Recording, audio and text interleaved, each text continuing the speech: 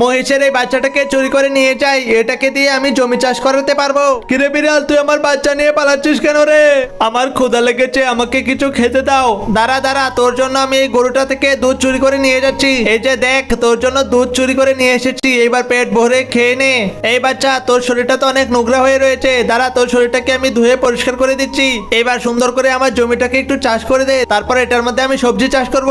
বা আমার জমিতে তো ভালোই ফসল হয়েছে। নে মহিষ, এই কপি খেয়ে তুই পেট ভরে নে। চল এবার তোকে নিয়ে বাইরে থেকে একটু ঘুরে আসি।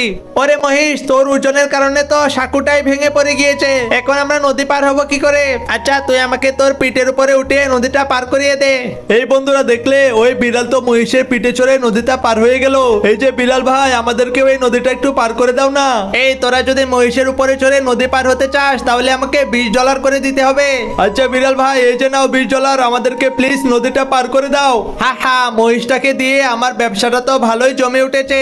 ওরে মহিষ, তোর কারণে তো আজকে আমি কোটিপতি, এখন তো আমার কোনো টাকা পয়সার অভাব নেই। আরে ওই বিড়ালের বাচ্চা, তুই আমার বাচ্চাকে চুরি করে নিয়ে এসে এখন কোটিপতি হয়ে গিয়েছিস। দেখ তোর আজকে কি অবস্থা করি। আরে বাবা, ওই মহিষের মা চলে এসেছে, জলদি আমি বাঁচতে চাইলে পালাই।